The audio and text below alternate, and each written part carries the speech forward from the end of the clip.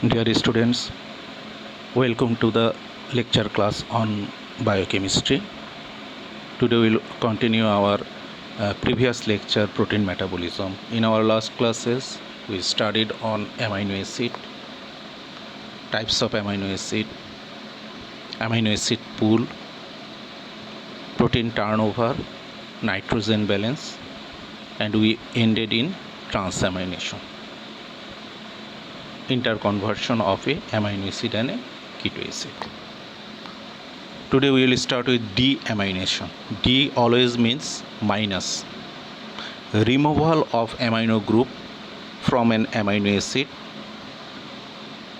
and we will get keto acid and ammonia. It is deamination. আমরা আগেই পড়ছি amino acid থেকে amino গ্রুপকে যদি আমরা সরিয়ে দিই তাহলে বাকি যেটা পাবো সেটা হলো একটা কিটো অ্যাসিড, আর অ্যামাইনো গ্রুপটা সরে যাবে in the form of ammonia. তাহলে এখানে তোমরা বিক্রিয়ার দিকে, রিঅ্যাকশনের দিকে খেয়াল করো। Here's it is a amino acid. NAD will converts to NADH। এই এইচটা সে কোত্থেকে নিবে? It is H. Water will add it, again another hydrogen will release, and finally we will get ammonia, and the carbon bond will be satisfied with oxygen. It's a keto acid. Usually deamination সব সময় হয় glutamate নামক amino অ্যাসিডের। ডিঅ্যামাইনেশন সবসময় হয় usually glutamate নামক amino অ্যাসিডের, এবং এই গ্লুটামেট থেকে আমরা কি পাবো? আলফা কিটো গ্লুটারেট এবং অ্যামোনিয়া। ট্রান্সঅ্যামাইনেশনের মাধ্যমে আমরা ম্যাক্সিমাম অ্যামাইনো অ্যাসিডকে ফানেল মানে হলো বড় একটা বোতল থেকে ছোট বোতলে, মনে করো তেল নিতে আমরা যে ফানেল ব্যবহার করি অনেকটা সেরকম বিভিন্ন রকম অ্যামাইনো অ্যাসিড থেকে আমরা ট্রান্সঅ্যামিনেশনের মাধ্যমে কমনলি গ্লুটামেটকে আমরা পাই, এবং সেই গ্লুটামেট থেকে ডিঅ্যামাইনেশনের মাধ্যমে আমরা অ্যামোনিয়াকে রিলিজ করি, এবং বাকি যেটা থাকে সেটা হলো কার্বন স্কেলিটন। ইটস এ কিটো অ্যাসিড। এই কিটো অ্যাসিড বা কার্বন স্কেলিটনের অ্যাজ ইউজুয়াল মেটাবলিজম হবে। যদি গ্লুকোজেনিক হয় অ্যামাইনো অ্যাসিড তখন এখান থেকে পাইরুভেট তৈরি হবে, আর যদি এটা কিটোজেনিক হয় তখন এসিটাইল কোয়ে, এসিটো অ্যাসিটেট, এইগুলো আমরা পাবো।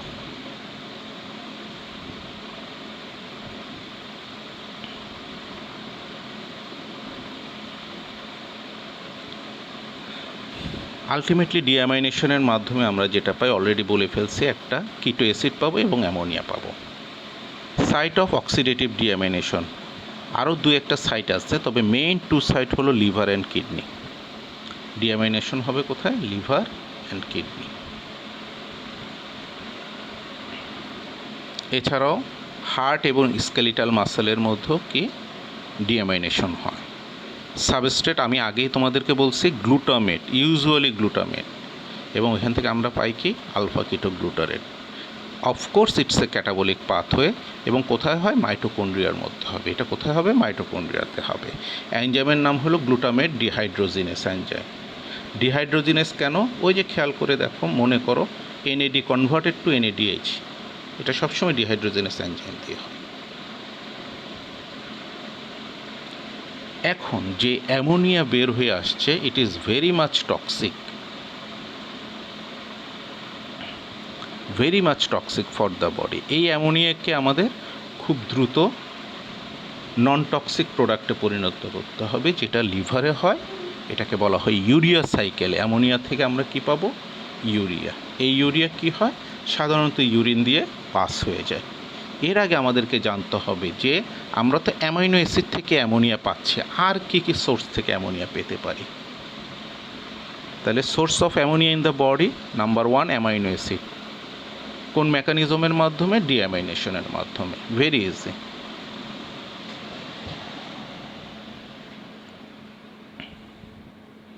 Number 2 from urea by bacterial action in intestine. ইদানিংকালে আমরা জানি মুড়িকে সাদা করার জন্য মুড়িতে ইউরিয়া দেওয়া হয়। ইউরিয়া সাধারণত আমরা আমাদের খাবারের মধ্যে খাই না বা খাওয়ার কথা না, কিন্তু এনিহাও এই ইউরিয়া যদি মুড়ি বা অন্য কিছুর মাধ্যমে আমাদের ইন্টেস্টাইনে চলে যায়, সেখানে একটা ব্যাকটেরিয়া থাকে যারা ইউরিয়াস এনজাইম প্রডিউস করে। এই ইউরিয়াস এনজাইম প্রডিউস করা ব্যাকটেরিয়াগুলো, এখানে তীর চিহ্নগুলো একটু এলোমেলো হয়ে গেছে, তোমাদের মেইন শিটে ঠিক থাকবে। ব্লাড ইউরিয়া ইন্টেস্টাইনে গেলে ব্যাকটেরিয়াল ইউরিয়াস এনজাইমের মাধ্যমে এটা ভেঙে কি তৈরি করবে? অ্যামোনিয়া এবং কার্বন ডাইঅক্সাইড। এই অ্যামোনিয়াটা ব্লাডের মাধ্যমে রিঅ্যাবজর্ব হয়। এছাড়া আমরা বিভিন্ন অ্যামাইন থেকে, যেমন ক্যাটেকোলামিন একটা নিউরোট্রান্সমিটার, যেগুলো নার্ভ এন্ডিংয়ের মধ্যে তৈরি হয়, এখান থেকেও অ্যামাইন অক্সিডেজ এনজাইমের মাধ্যমে অ্যামোনিয়া পেয়ে থাকি। এছাড়া ডিএনএ আরএনএ মেটাবলিজম যখন হবে, তখন ডিএনএ আরএনএর পিউরিন পাইরিমিডিন এগুলোর ক্যাটাবলিজম থেকেও আমরা অ্যামোনিয়া পাবো। তাহলে অ্যামোনিয়ার 4টা সোর্স আমরা বডিতে পাচ্ছি। এক হলো ডিঅ্যামাইনেশন, নাম্বার 2 ইন্টেস্টাইনে urea breakdown, number 3 from different types of amine, number 4 purine and pyrimidine catabolism. Last আমরা যেটা পাবো একটা অ্যামাইনো অ্যাসিড, বিশেষ অ্যামাইনো অ্যাসিড গ্লুটামিন। এই গ্লুটামিন থেকেও আমরা পাবো। গ্লুটামিন থেকে গ্লুটামিনেজ এনজাইমের মাধ্যমে অ্যামোনিয়া বের হয়ে গিয়ে গ্লুটামেট পাওয়া যায়।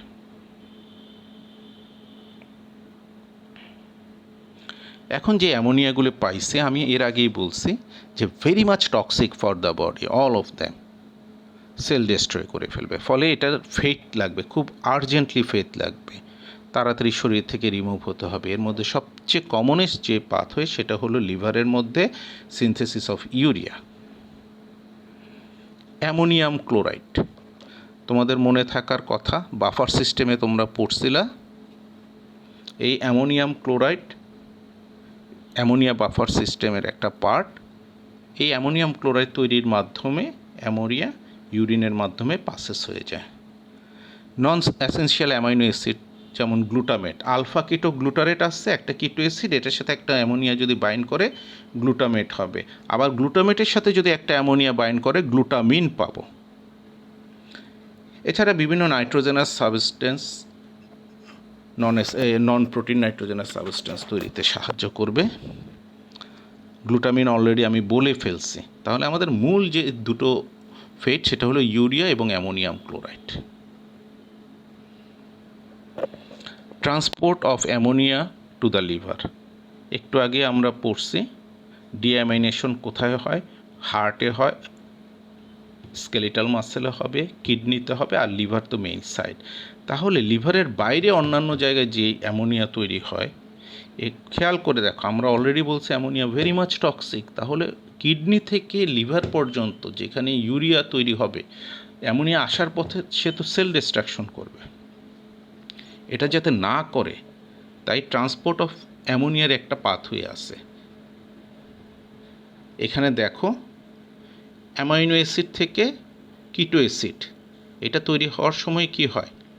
অ্যামোনিয়াটা রিলিজ হবে, কার সাথে বাইন্ড করবে? আলফা কিটো গ্লুটারের সাথে গ্লুটামেট।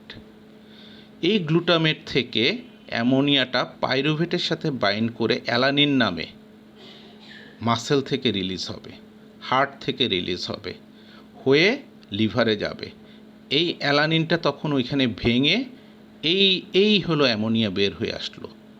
এই অ্যামোনিয়া ইউরিয়া সাইকেলে গিয়ে ইউরিয়া তৈরি করে ইউরিনের মাধ্যমে বের হয়ে যাবে। It is called glucose alanine cycle. Alanine glucose, glucose alanine cycle, glucose alanine. Alanine muscle থেকে লিভারে যায়, গ্লুকোজ লিভার থেকে মাসেলে ফিরে আসে।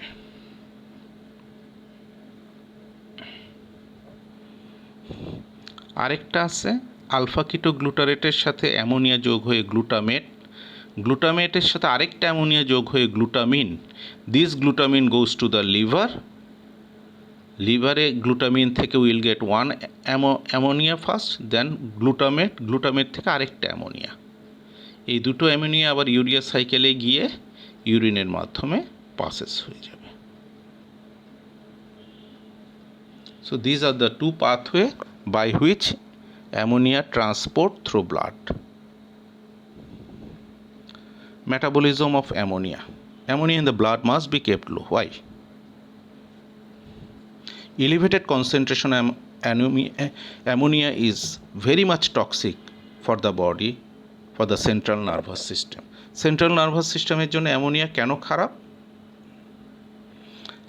খেয়াল করে দেখো, আমাদের ব্রেইনের মধ্যে এনার্জির মূল সোর্স হলো গ্লুকোজ। গ্লুকোজ এনার্জি প্রডিউস করে দুটো পাথওয়ের মাধ্যমে, glycolysis and then by TCA cycle. TCA সাইকেলের একটা স্টেপের মধ্যে আলফা কিটোগ্লুটারেট আছে না?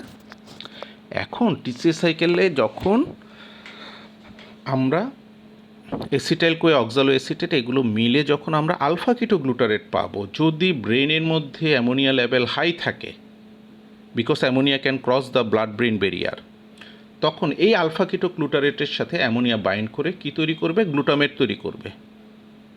So there will be no available alpha ketoglutarate for continuing TCA cycle. তাহলে কি হচ্ছে? আলফা কিটোগ্লুটারেট লেভেলে এসে টিসিএ সাইকেলটা অ্যাব্রাপ্ট হয়ে যাচ্ছে, ভেঙে যাচ্ছে, আর কন্টিনিউ হচ্ছে না। ফলে আমরা টিসিএ সাইকেল থেকে 12টা এটিপি কখনোই পাবো না। ফলে ব্রেইনের মধ্যে কি হবে? এটিপি সাডেনলি অনেক লো ডাউন করবে, ফলে ব্রেন ফাংশন ডিস্টার্ব হবে, স্পিচ স্লার হবে, চোখের ভীষণ ব্লার হয়ে যাবে, ঝাপসা হয়ে যাবে, তোতলাবে, কনভালশন হবে, খিঁচুনি হবে, কনফিউশন তৈরি হবে ব্রেইনে। ঠিক আছে? এই কারণে ammonia in the blood must be kept low. Normal plasma ammonia level is 5 to 35 micromole per liter.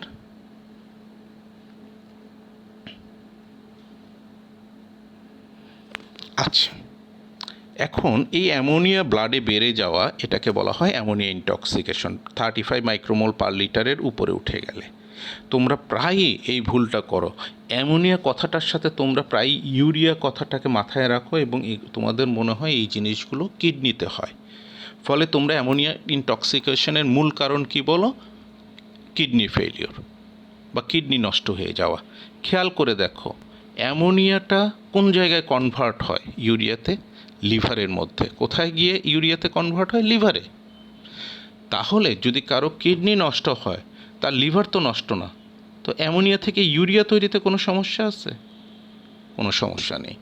তাহলে কিডনি ফেলিউরের রুগীর ব্লাডে কি বেড়ে যাবে? ইউরিয়া বাড়বে, অ্যামোনিয়া না। আর অ্যামোনিয়া যদি বাড়তে হয় তাহলে তার কি ফেলিউর হতে হবে? Liver. Hepatic dysfunction leading to impairment of urea cycle. কারণ লিভার যদি ডিসফাংশন হয় তখন ইউরিয়া সাইকেলটা হবে না। কখন লিভার ডিসফাংশন হতে পারে? লিভার সিরোসিস বা liver failure, hepatic failure, liver cirrhosis. এছাড়া আমাদের ইউরিয়া সাইকেলে একটা এনজাইম আছে, কার্বামইল ফসফেট সিনথেস।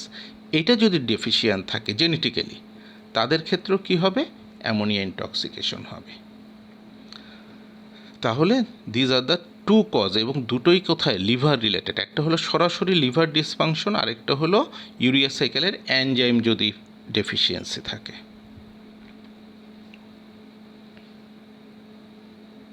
এখানে আমি যেটা বলছি সেটাই বলা হয়েছে ডিটেলস।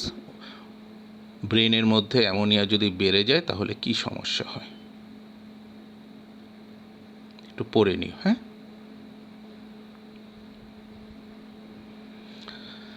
এটাও অলরেডি বলে ফেলছি। ট্রেমর মানে হলো হাত কাঁপতে থাকবে, স্লারিং অফ স্পিচ, তোতলাবে, ব্লারিং অফ ভিশন, ঝাপসা দেখবে, সমনোলেন্স, ঝিমুনি ভাব, ভমিটিং, বমি, সেরিব্রাল ইডিমা, ব্রেনের মধ্যে পানি জমে যাবে। এখানে আর দুটো বাদ গেছে, একটা হবে কনভালশন, একটা হবে কনফিউশন। এরপরে লাস্ট কি? কমা এন্ড ডেথ। তোমরা কেউ বোকামি করো, সবার আগে বলে ফেলো কমা এন্ড ডেথ। বাবা, কমা এবং ডেথ, মৃত্যু হয়ে গেলে বাকি আর এগুলো আসবে? ফলে সিরিয়ালটা চেষ্টা করবো মেনটেন করতে। Now we will start urea cycle.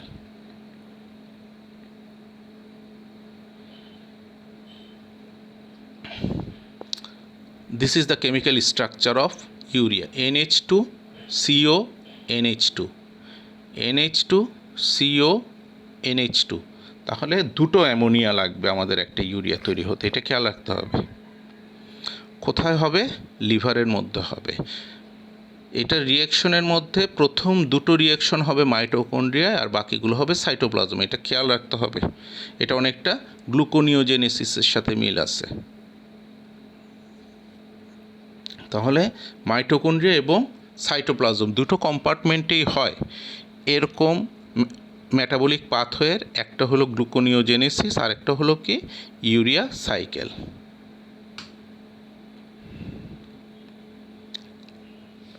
খুব মনোযোগ দিয়ে ছবিটার দিকে খেয়াল করো, পুরো ছবির দিকে এখন তাকাবা না। প্রথমে দেখো এই জায়গাটা, এটা হলো মাইটোকন্ড্রিয়া। মাইটোকন্ড্রিয়ার ভিতরে অ্যামোনিয়া বাইকার্বনেটের সাথে যুক্ত হবে। বাইকার্বনেট কোত্থেকে আমরা পাই? কার্বন ডাই অক্সাইড এবং ওয়াটার, এই দুটো যোগ হয়ে কার্বনিক অ্যাসিড পাই H2CO3।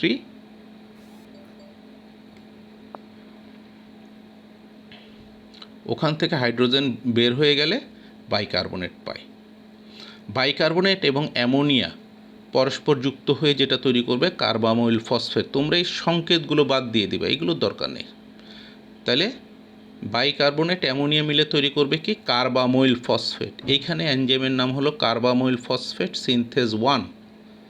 আমরা যেটা পড়ছিলাম অ্যামোনিয়া ইনটক্সিকেশনের কজ, যে এই এনজাইম যদি ডেফিসিয়েন্ট থাকে তাহলে কি অ্যামোনিয়া ব্লাডে বেড়ে যাবে। তাহলে আমরা কি পেলাম? বাইকার্বনেট এবং অ্যামোনিয়া থেকে আমরা কার্বামইল ফসফেট। অর্নিথিন নামে একটা মলিকিউল আছে। এই ornithine will bind with carbamoyl phosphate and will form citrulline. সহজ, ইউরিয়া সাইকেল কঠিন না। তাইলে bicarbonate ammonia, carbamoyl phosphate, ornithine plus carbamoyl phosphate, citrulline. এই সাইট্রুলিন মাইটোকন্ড্রিয়া থেকে বের হয়ে আসবে। কোথায় আসলো? সাইটোপ্লাজমে। নাও সাইট্রুলিন অ্যাসপার্টেটের সাথে বাইন্ড করবে।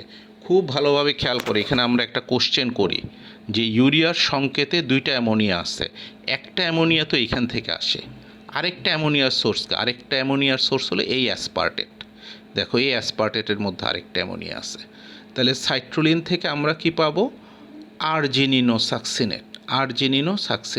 এখানে একটা এটিপি ভেঙে এএমপি পায়, তার মানে হলো দুটো এটিপি খরচ হয়, কারণ এটিপি থেকে ভেঙে সাধারণত কি হওয়া কথা? এডিপি। যখন এএমপি হয় এই এএমপি আরেকটা এটিপির সাথে রিয়াকশন করবে, করে দুটো এডিপি তৈরি করবে। তার মানে আলটিমেটলি আমরা এখানে কয়টা এটিপি খরচ করতেছি? দুটো। তাহলে প্রথমে কার্বামইল ফসফেট, এরপরে হলো সাইট্রুলিন, এখন হলো আর্জিনিনোসাকসিনেট। তিনটা জিনিস তৈরি হলো। আর্জিনিনোসাকসিনেট এখন ভেঙে যাবে, ভেঙে গিয়ে তৈরি হবে ফিউমারেট এবং আর্জিনিন। এনজাইম কি? লায়েজ এনজাইম। যেহেতু ভেঙে গেছে, কোনো পানি নেই, ফলে এটা হলো একটা লায়েজ এনজাইম, আর্জিনিনোসাকসিনেট লায়েজ। এখন এই আর্জিনিনের সাথে এক অণু ওয়াটার যুক্ত হবে, রিয়াকশন করবে। রিয়াকশন করে ইউরিয়া বের হয়ে আসবে এবং অর্নিথিন আসবে। ইউরিয়া এবং ornithine. This ornithine will reuse, আবার সে মাইটোকন্ড্রিয়ায় ঢুকবে, রিয়াকশনে অংশ নেবে। তাহলে যদি আমরা জিস্ট করি, bicarbonate plus ammonia, carbamoyl phosphate plus ornithine, citrulline plus aspartate, argininosuccinate, 2 molecule of ATP needed. Argininosuccinate will break down into fumarate and lyase. Arginine will be hydrolysed, যেহেতু ওয়াটারের মাধ্যমে ভাঙবে, arginine will be hydrolysed into urea and ornithine reuse. So এটাই হলো urea cycle. তোমরা সবাই খুব মনোযোগ দিয়ে এই সাইকেলটা পড়বা এবং তোমাদের হোমওয়ার্ক হলো এই সাইকেলটা তোমরা আমাকে ড্র করে পাঠাবা। ওকে, আমি ক্লাস মনিটরদেরকে বলে দিচ্ছি এই সপ্তাহের মধ্যে, নেক্সট উইকের স্যাটারডের মধ্যে আমাকে এই ছবিগুলো পাঠানোর ব্যবস্থা করতে বলো। তোমরা সবাই গ্রুপের মধ্যেই দিবা, আলাদা করে দিতে হবে না। ওকে, এখানে স্টেপগুলো আবার লেখা আছে, তোমরা এখান থেকে পড়ে নিও।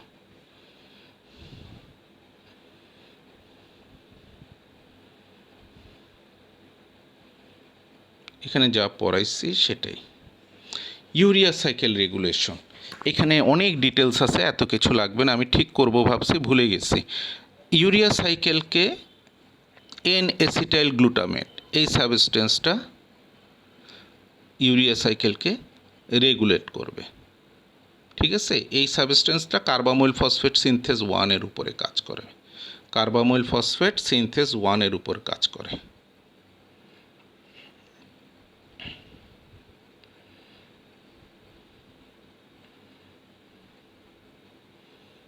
আজকে শেষ পড়া,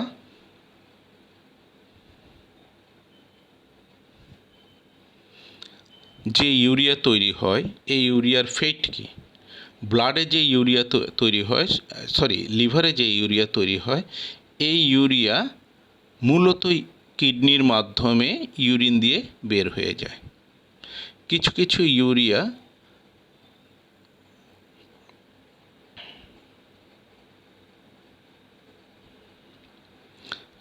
যদি কখনো কোনো কারণে ব্লাড ইউরিয়া লেভেল বেড়ে যায়, কিডনি ফেলিওর হইতে পারে, তখন কিছু কিছু ইউরিয়া ব্লাডের মধ্যে হাই ইউরিয়া লেভেলের কারণে ইন্টেস্টাইনের মধ্যে চলে যাবে। সেখানে ইউরিয়াজ এনজাইমের মাধ্যমে পুনরায় এটা ভেঙে গিয়ে অ্যামোনিয়ায় পরিণত হয়।